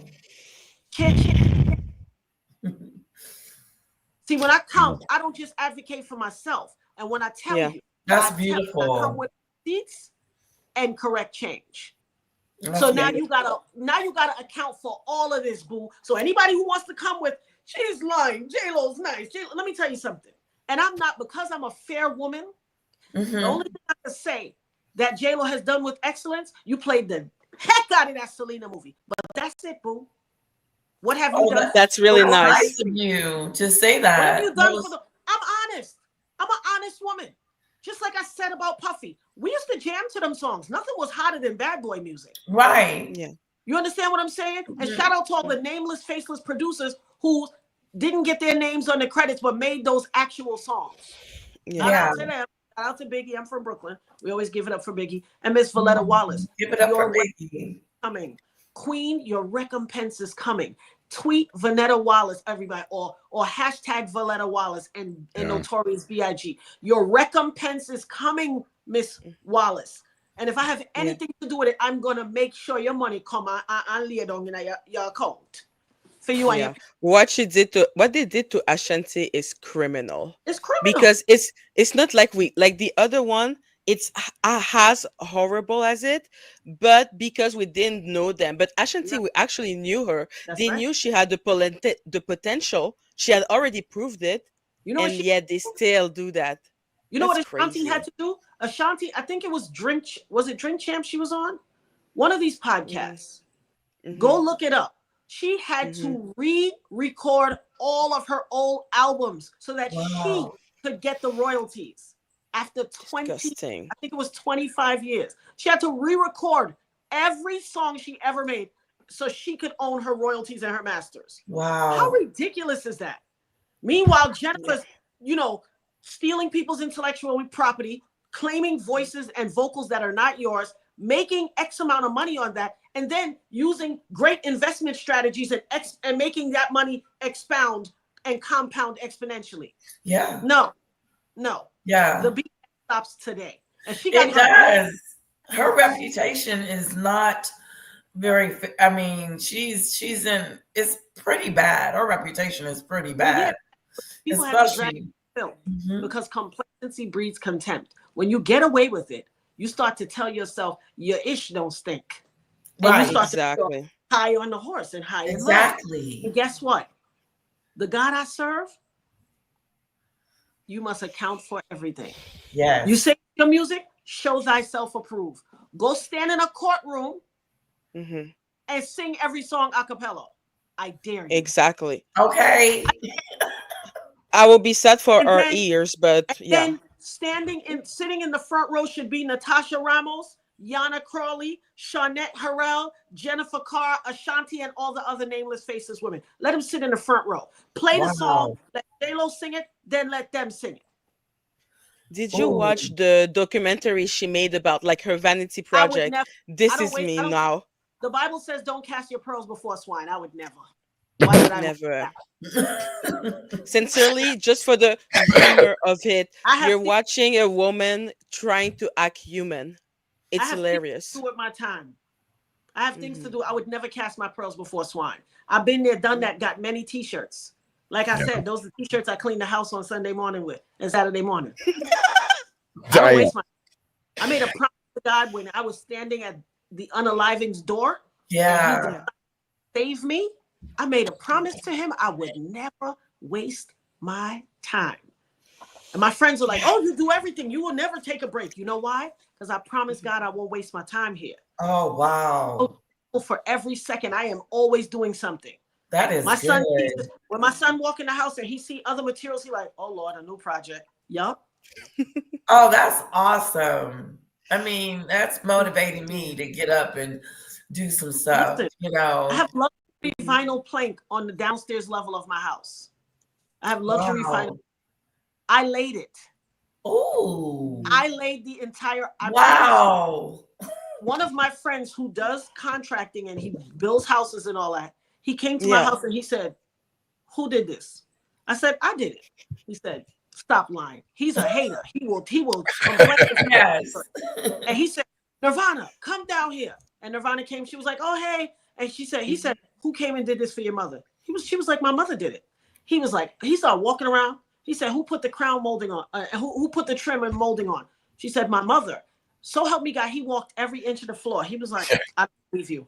Nirvana said, oh, when my mother was down to the end, I took a picture. She had a picture of me on the floor, almost by my back door. Just delirious in the middle of the night, finishing up the last of the tiles. He looked at it. He was, that's so impressive. Walked around for another 5 minutes looking at everything. He said, he looked and said, we need to start doing floors for people. You did a great job. When he gave me his approval, I knew it was good because he's a hater Malaya. Oh, that is you know what I admire about you is the fact that even though everything happened to you, you're still finding the strength to always renew yourself. Yeah. You will never stay down. It's pretty impressive. I'm sorry, I needed to say that. No, thank you. I appreciate that. To God be the glory. What don't kill you makes you stronger. What Yeah, don't and you're you the proof of Oh it. my God. Uh-huh. You're the Yeah, I proof mean, of it. 100%. what Yeah. doesn't annihilate you make you stronger? If you sit there and wallow in self-pity, that's what you Mhm. will be. Pity. Yeah. I don't have time for that. Yeah, no, Pity, hey. I put the skin. You'll have bags under your eyes. I ain't got no time for that. Yeah. As young as possible. I mean, I owe myself about 1,000 crunches and so, but I'm going to get to that. Well, listen, we all owe ourselves 1,000 crunches, a minimum. Do you know what I'm saying? I'm in the tens of thousands that I'm owed. Well, listen. Just because we're getting into the last sort of section of the show, let's put all the trauma away now. Let's put all of this to one side. Let's talk about you. What are you doing now? Your projects. We were talking about your book earlier, which is available if anyone would like to purchase it. The QR tag is on the screen. I should have sent you my other. Hold on one second. Yeah, go. You sent me some clips as well. If there's anything you'd like me to play, we can do that too. And let me just bring the ladies back into here. So we were talking earlier about just how powerful I think a lot of people found yesterday's interviews. And Letitia, again, you weren't here, so apologies for not doing an introduction, but we were talking today about it all, and tell us your sort of how watching Natania's story and how it affected you. Oh, Nirvana socks, that is awesome. This is my first child. This first book I wrote with my daughter. She was a 12-year-old published. We wrote a book called Nirvana Socks because she had an obsession with socks. But go ahead, Letitia. I don't want to cut you, honey. I don't want to cut you. No, I want to take a picture of the book. Can I get it from Amazon? Send it to him so that he can put it up as well. Oh, yeah. That's so beautiful. Okay, thank you. Yeah, and to everyone who's been asking about Natania coming back, about putting up a survey, all of this stuff. So obviously we only met yesterday, and we've got quite a lot of plans. Yeah, I'm going to be helping with putting a whole bunch of stuff together with Natania. One of which is this petition to try and get public support for your case and all the rest of it. And it's just the fact that we're probably only on 24 hours of knowing each other now. So we're getting it all organized. I'm going to create a link tree for Natania so that she's got everything in one place, so that when she comes to a live stream, she can post it, and her books will be there, and support for donations will be there, websites will be there. And of course, you've got your docuseries Shot, which I'm really excited to help you with. Let's talk about. Tell us one more time about the book, right? The one that I've got up on the screen just now. Oh, A Shot in the Dark. Yeah, is like you say. I turn all of my pain into and struggle. I turn it into something positive. I don't believe sitting. God will let you sit in the midst of your pain, but if you let Him get you through it. It's something beautiful comes out on the other side. I just happen to be going through. I'm going to be an empty nester for the first time in all of my children. Are 35-year-old, one who's about to be 32 next week, and my daughter is 17. And so collectively, I've been for 83 years, and I'm about to be an empty nester, and I am struggling. I am cute in the face. I have endured a lot of things. I had scoliosis as a child, self-diagnosed myself at 9 years old, had a brace for years, had a corrective surgery on my spine with a metal rod in my spine, had to learn how to walk again at 17. I've been through it all. But the fact that I am going to be an empty nester and won't be actively mothering every day in my house is making me weak. It's hard. It's difficult to say goodbye. But it's not even saying goodbye. Just see you later. Yeah. And I mean, she's going to be available to me, and she's going to come back, but not actively every day mothering. Yeah. Exactly. Keep me away. I know. So I wrote. Do you know what? It sounds like opportunity for excessively productive planning. Natania is what it sounds. It sounds like you've got 4, 5, 6 years of hardcore planning, right, to make sure the 15 points that you need to score back because you're now in the house by yourself. We'll get that tied down. Yes, I'm telling you. That's what my daughter said. My daughter had to sit down and have a talk with me. She was like, girl, I'm so proud of you. Look at you doing your YouTube thing. You monetize, you're doing your thing. I'm so proud of you, mommy. Look at everything That's that you're doing. awesome. You make me so Yes. proud of you. She's like, God has given you this to fill in so Yeah. that you can visit me while I'm at school. And I was just, you know what? I think you're right. And I appreciate it. I Just so have a everyone GoFundMe. knows, That's my cash app right there. yeah, there's a cash app on the screen. Dopest nerd. Just so everyone knows, if you're wanting to donate or send any super chats, please use the QR tag on the screen, the one with the green cash symbol next to it. It's been on the screen for the whole stream. I'm hiding behind it right now.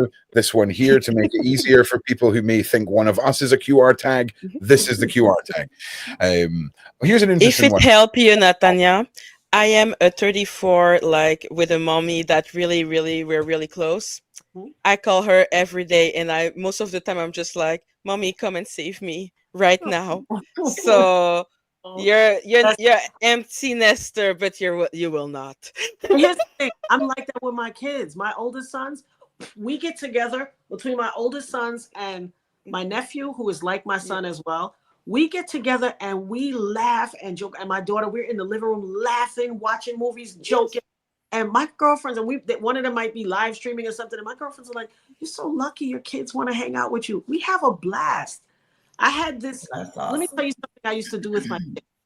I grew up in a very strict Caribbean household. You know what that is. You know, I grew up in a very strict Caribbean household. So it was do as I say, not as I do. It was because I said so. You know that, Letitia. Because I said so. No explanation. I don't owe you an explanation. You're a child. Take what you got. I always care for that. When I was a kid, I never felt like I was a child. So I always used to talk to me. Why you gotta hit me? Just talk to me. I didn't like it. And I have an aversion to hitting. I have a 35-year-old, soon to be 32, and 17, and I never beat my children. I did something. When I was pregnant, I said, okay, let me evaluate everything I went through as a kid. Me too. Literally decide what's fundamentally right, and I have to just keep it and modify it. Was it fundamentally wrong and I'm getting rid of it?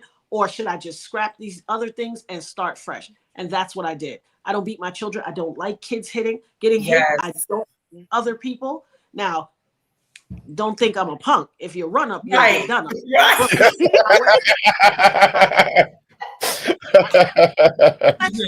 The spiritual woman says, I don't fight. However, I don't hit children. I believe that we strip them of their dignity. We strip them of their ability to self-actualize and speak up.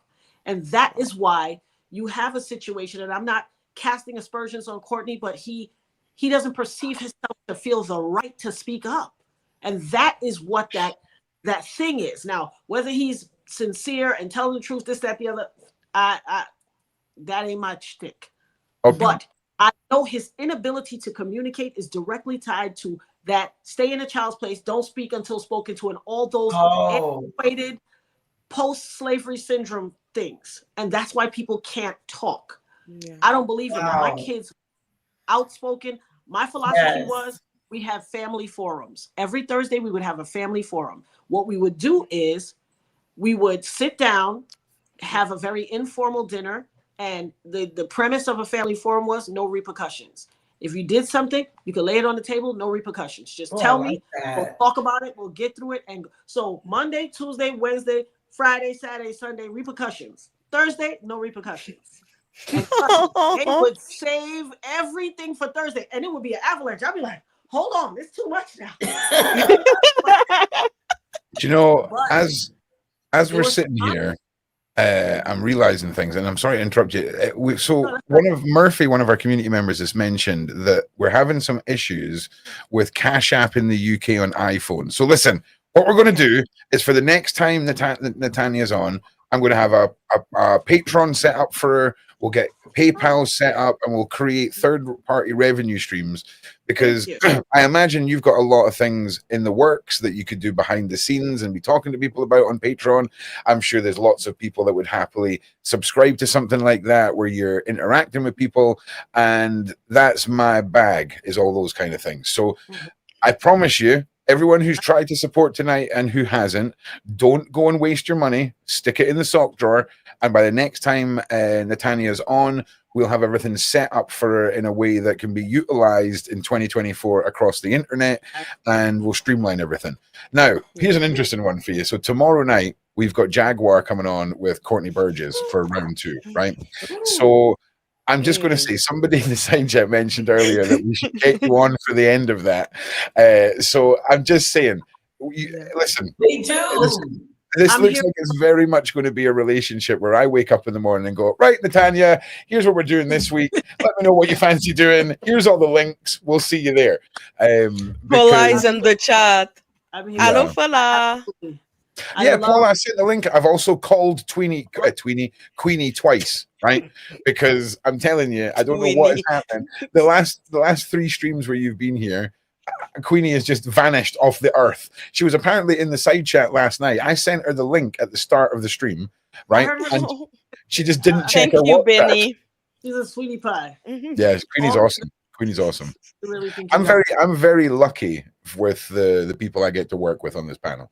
Like, they are incredible. The ladies that are here, the ladies that are not here, and the guys that aren't. I say the guys, it's really me and Shane, right? I'll be honest with you, and Sean, and Sean, of course. He's the boss, though. His name's on the bottle. You know what I'm saying? He goes without saying. It doesn't count. His name's on the bottle. You kind of know what you're getting when you come to the Shyne Atwood channel with regards to Sean. So, yeah, it's one of them. And I just want to say thank you to the ladies that are here tonight and everyone who makes up this team, because I'll tell you now. If you've ever thought, oh, I'm going to become a YouTuber, right? It sounds like it's super easy, right? It's if you're doing one video or one live a week, the pressure's off a little bit. 7 hours I did yesterday streaming, right? My brain, right, was frazzled by the end of it. So we're sometimes things run a little late. I know it annoys some people. Sometimes things run a little bit late. But honestly, I don't care. All right. If I'm 10 minutes late, okay, it's because I'm stressed. All right. And you just have to deal with it, side chat. But I love you all so much. And Natania, I think this is going to be a fantastic start to a whole bunch of things. Projects like Of course. I would just like to say sorry about my voice. I seem to have lost it. Yeah, it's okay. My whole family has a cold.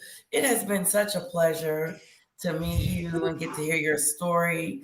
You're so brave, and I love your relationship with the Lord is beautiful. And I like how your kids, how you're going to be an empty nester, but you're still going to be like missing them. I have a 4-year-old, and I don't believe in spanking either, and I believe in talking like so much. And so I do appreciate you. Thank you. Thank you. Thank you, Ron, for having her. It's awesome. And it means the world. Listen, I'm just a humble servant of the side chat. They ask, I giveth, And you do it so well. Come on, give yourself enough criticism. I got a lot of criticism for my method of raising children. I got a lot of criticism. The Black family. Oh yeah, my mom. Yes. And listen, I'm telling you, Ron. This is what I do in the community. Get out. This is another relatable topic for Ron here. Okay. It was like a criticism, like you're too soft on you. And guess what?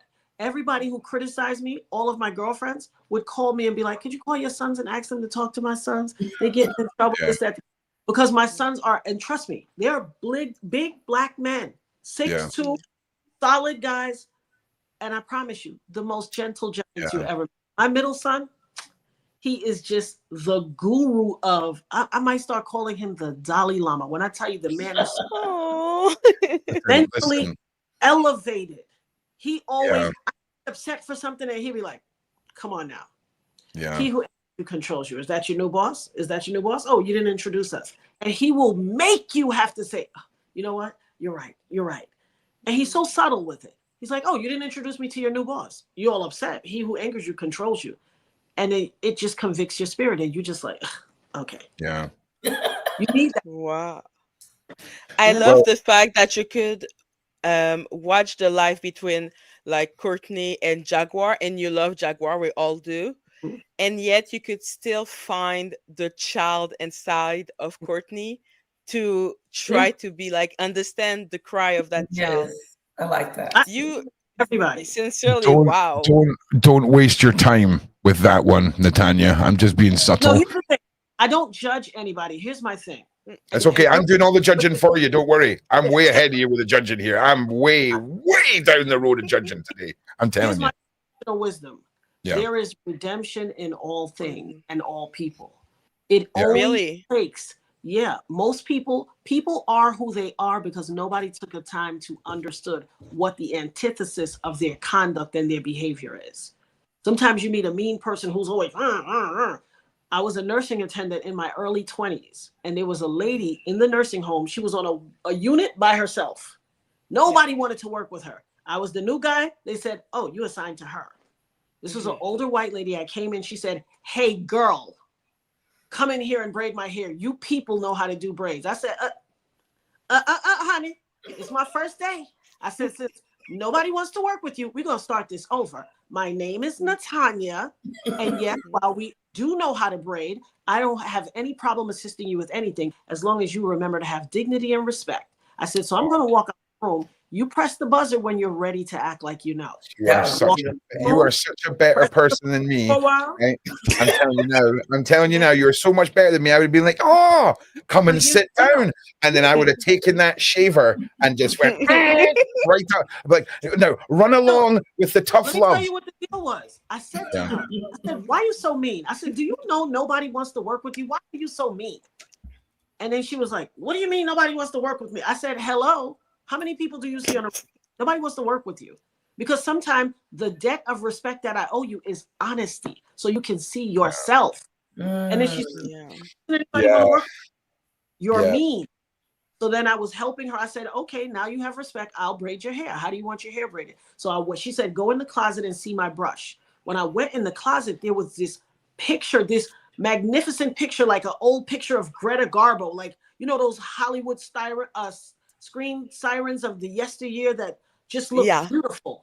And I said, who's this lady? Your daughter? And she's like, don't be silly. That's me. Now, the woman that was in the bed was Billy Goat Gruff, mean, just angry, just some years of anger. Upset. Is you? So then I started talking. I said, girl, you look good. What happened? She was like, oh, you're so silly. I said, you look good, girl. Put a smile on that face. God blessed you with this. Put a smile on your face. I put the picture on her nightstand. I said, you need to look at this lady every day and remember her. And she said, you know why I don't put my picture out? Because I was going to be I was an actress. And I met a husband. He wanted to be a doctor. And while I was acting, I paid to put him through medical school. So she was bitter.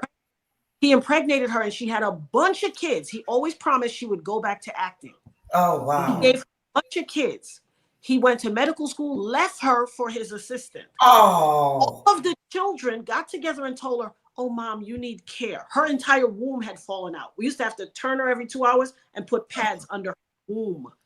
And trust me, painful. So that's why she was angry too. But then she said, I said, where's your kids? She's like, I don't want to talk about those ungratefuls.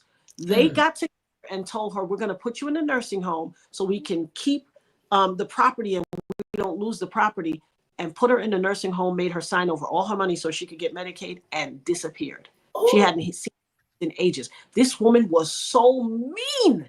And I understood, my God. I understand now. You gave up your entire life for a man and children didn't give you. Of course, that's what it turns into. So before we're so quick to judge people, we have to understand the antithesis of what caused what you're getting now. We have to be slow to judge. Hey, listen, a lot of people are walking around with pain. And I respect. Do you think you could? Do you think even Diddy could have repentment? Oh no, wait, listen. Answer that. I need to let out a bit.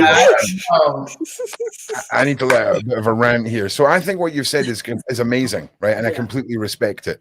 But my word, are we on different pages when it comes to how we deal with things? I just want to say right now, right? How you can get shot in the face, right? And still be this level of a good person, right? I can't. And you know what? I take my hat off to you, right? Because I ain't got that patience. I ain't got that patience, and I can sniff it out, man. I can. There's maybe someone who would say what they said to you, and it was a slip of a tongue, right? And you can kind of sniff out. But there's those. I'm telling you now, man. I've got the radar for these monsters, these people, and I ain't got no time, no patience. I am the judge, executioner, and jury when it comes to these horrible monsters. And Well, I commend you. I commend you for your patience. You said it's your first child, right? No, 7th. No. Whoa. Yeah. Okay. Oh, yeah. Somebody in the side chat. Listen, get this one. And you know what God does? He sends you the sandpaper to smooth your rough edges. Well, listen. I'll tell me then why, right? Did God take one of my children from me? To make you stronger. Yeah, Because well, too good for this find world. a better way. Find a better way of teaching lessons. That's all I'm saying. That's all I'm saying. First and foremost, my condolences. I wouldn't wish that on anybody. On anybody. What I will tell you is you have your own personal angel that you call to, own personal ancestor. Our ancestors they haven't left us. They are now the citizens of heaven watching over us. They are your first line of contact. Want to reach God. Call on that ancestor. That baby is walking with you everywhere. I can freak you out even more. Not those ones. Listen, I've got toys laid up in the room up the stairs that they're designed for kids to walk on, and they'll play musical notes and things like this. I will verbally go and tell Bria to go and play in her room and sit downstairs and hear those pads going off and all the rest of it. I am so tuned into it all. There's when we lose a child, a butterfly is a symbol that is used, right? And in our most recent scan of Nova, there is, and I swear to God, this perfect shape of a butterfly sitting on her head, right? And this is Dan and I's first child together. In my previous relationship, I had 5 kids, and then I had my eldest daughter's in her 20s. I had her when I was 19. So yeah, fertile, right? That's all I'm saying. But it's rainbows, rainbows too. And it was a horrific moment. And when you see a bunch of people who are mourning a baby, and the dad's a pagan, and it's a pagan style funeral for a baby, and you're sitting there screaming these Norse songs so that the ancestors will meet her when she passes over. It was a lot, and it had to be done that way because there is no other religion within the family. Everyone they believed in something, but I really believed in something. And so, and again, I wasn't trying to put you on the spot with why did he take my child, just so you know. But I just think, like I say, you're an incredible woman. I think we've all learned so much about how to be a better person tonight. That's all I'm saying, right? I'm telling you, you know what's going to happen? The next time someone pushes me too far, I'm going to be like, do you know what? This one's for Natania, right? Yes. Be free, be free, right? I'm telling you now, there's somebody's going to continue with life free card in your name, Natania. I'm telling you that right now. So you've made me think a lot, and it takes a lot for somebody to make me think about the internal workings of the world and myself and how to see people and all the rest of it. So yeah, I just think you're fantastic, and I just want to say two completely different religions, and look at us just getting along like normal human beings. Right? Yes, nothing crazy going on. You know what I mean? So yeah, it's coexist because all you have to believe in is a higher power. We didn't create ourselves. What you call God is God. From the Abrahamic religions, Islam, Christianity, and Judaism are cousins. Yeah. Okay.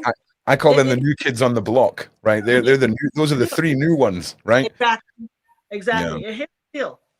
I'm not religious. I'm spiritual. I tell people all the time. Spirituality is your personal relationship with God. Religious is the collective, organized worship and control mechanism. I'm not religious. I grew up religious. Yeah. I'm not. That tore me apart, Natania. Just the religion part. Like when you sin, I felt like I was going to hell. You know. So listen. I don't know what you're complaining about. Like you I don't know what you're all complaining about.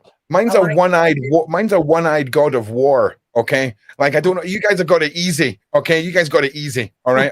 Do you know what I'm saying? So I just want to say thank you to everyone. Thank you to you guys. Thank you. Sincerely, every day I'm just in awe of everyone around me right now. Like I thought the world was such BS, but meeting people like you make it work. Just be in awe of yourself, right? Because that's worked great for me for years, right? Just don't pay attention to anyone else. Love yourself to the max. Live in a little cupboard under the stairs and focus on the internet. Don't do that; it's very unhealthy. All right. But I just want to say once again, thank you to everyone for being here. The side chat. I just want to say something happens to the side chat when you're here, Natalia. Really? I don't know. It really does. Everyone is just real. Everyone gets right on the spiritual, holy vibe, right? And there's a lot. I've never seen so many amens. Do you know what I mean? I've never seen so many amens and all this kind of stuff. And I'm totally here for you guys to express all of your beliefs in the side chat. Don't ever feel like you can't. And I just want to say to the ladies, my wonderful panel members, Letitia and Maggie, love you guys. Thank you so much for your time tonight.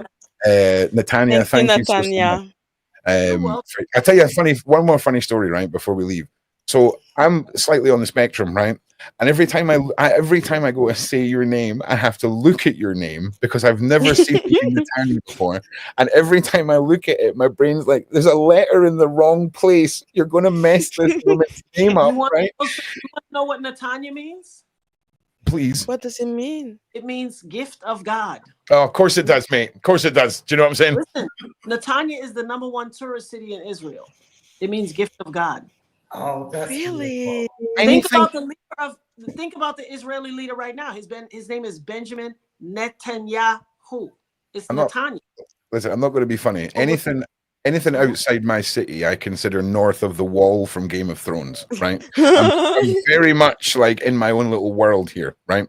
So it doesn't surprise me that your name has something to do with your God, right? Or you know, as you call him, God. It doesn't. I'm telling you. I ask my mother all the time, "Where did you get the name Natania?" She said, "I don't have a clue. I don't know where I got it." But you know, you know somebody? She's like, "I don't know where I got it." Yeah. Well, listen. The moral of the story, Ron, you have to say her name. Moral of the story is learn to read, Ron. That's the story. Yes. You're in your 40s now, mate. Okay. Listen, Ron, enjoy your tism. We all got. Listen, I embrace it. Okay. Oh yes. I am so my biggest fan. Right, I am my own biggest fan. I love myself. Okay, I need no one's gratification. I am all about just living in my bubble with my people, loving life. If you think you can come up in here and be like me, and you're going to spoil my day, bash on, right? Because I'm telling you now, I am so blessed with the friend group, the work group, with my family life, with my beautiful, wonderful fiance. Everything is great, and yeah, if you can't deal with that, then you know, improve your life. Natania has given you some pretty. I don't know who I'm pointing at, right? Because you're not there, but you've given out some pretty good advice on how to be good people. So you know, put it to. I'm telling you now, if I am capable of thinking, somebody's going to get a get off free card, then trust me, you can do it too, people. It doesn't mean you're joining a religion or a cult. You're just being a better person for a minute. Exactly. Okay. Yeah. It doesn't matter where it comes from. It can come from any god, any religion. If you feel something, do something. And I'm just a flame that sparked and reignited the love for the Most High in everybody. Girl, people have been wanting to hold on to something. People have been looking for something to. I'm just a spark that reignited that thing inside. And you make it so plain and listen, matter of fact, and people can relate. I think I am struggling with the middle letter, right? First of all, we're debunking why my brain's broken here, right? So yeah, I'm pretty sure, right? The reason there's a big conspiracy around your shooting is when you were shot, a blinding white light shone out of your body, right? The holiness spilled out, and that's the real conspiracy. Is your power on this earth for your? No, you are power on this earth. the internet. For sure. I was on Tisa Tells. Shout out to the Tattletales and Tisa Tells podcast. I was on the Tisa Tells podcast, and somebody wrote in the comments, this was a sacrifice, and the reason that I ended up shot was because I was the most holy person in the club that night. And when the enemy wants to take from God, he wants to take a child of God.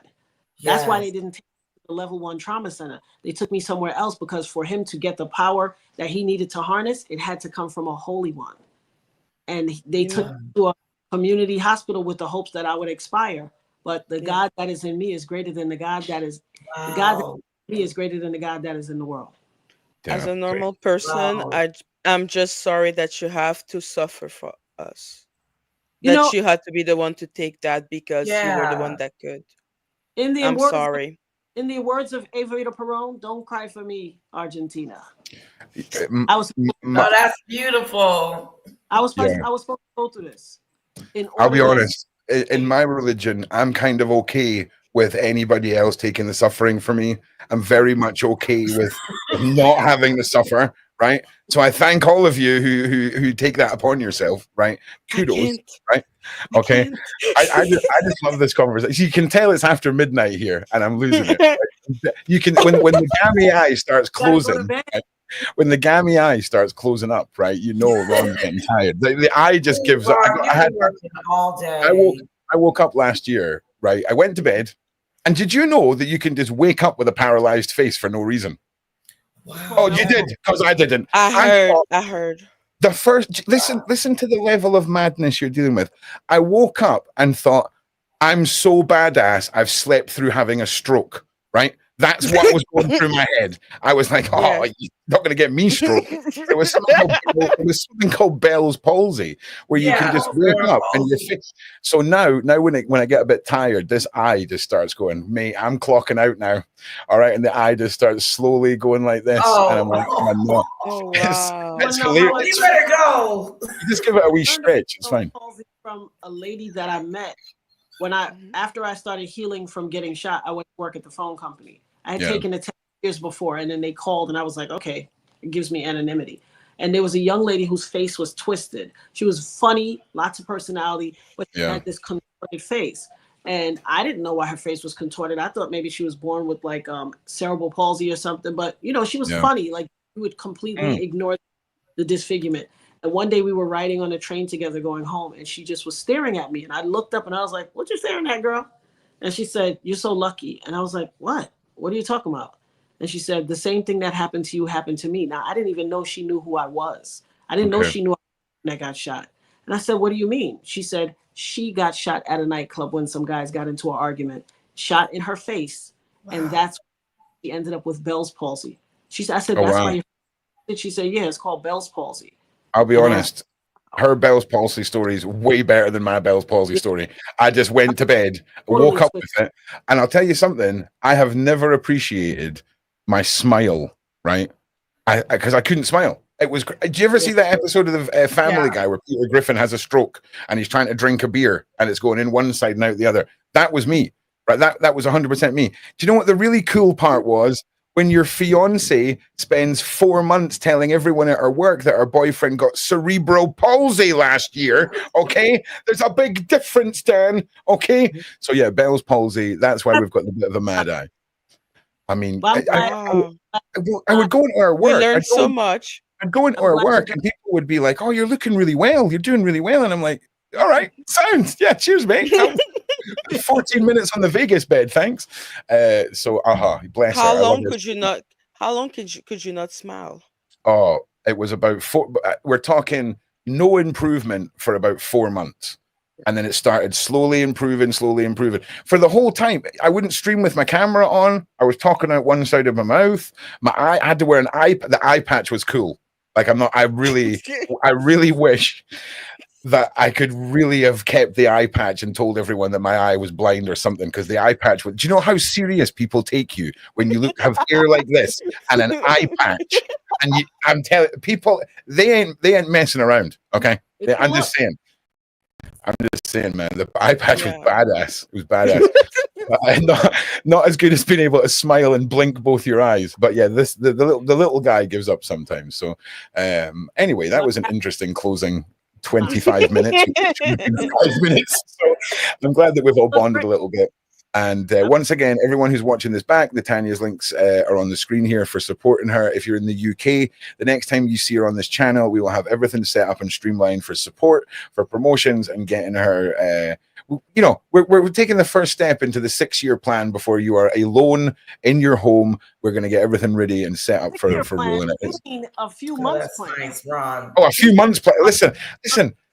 I've got ADHD, right? 6 years in normal person time is like 4 minutes in my time. Okay, like 5, just knocking it out, no problem. So I just want to say a big thank you to all of you once again. Side chat, I freaking love you guys. This is why we're here.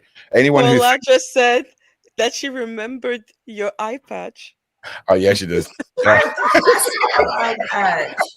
Fucking badass, man! I'm telling you, you don't listen. All I'm saying, guys, if you got the whole peacocking thing where guys wear outrageous things to stand out. Eye patch, mate. Eye patch. Okay. Nobody who wears an eye patch doesn't have a cool story to go along with the eye patch. I didn't. I had Bell's palsy. I woke up paralyzed in the face for no reason. But yeah, anyway, before another 25 minutes goes by, thank you so much for joining us. Thank you for being here again. We'll see you all tomorrow night, Jaguar Wright and Courtney, round 2. And I'm telling you now, if you think Jaguar's the only one, if you think Jaguar's the only one who has things to say, if you think that the community has not been fact checking, my God, tomorrow's going to be fun. All right. So thank you again. Thank you all. We'll see you all next time. And for me, Ron Swanson, so nice meeting you.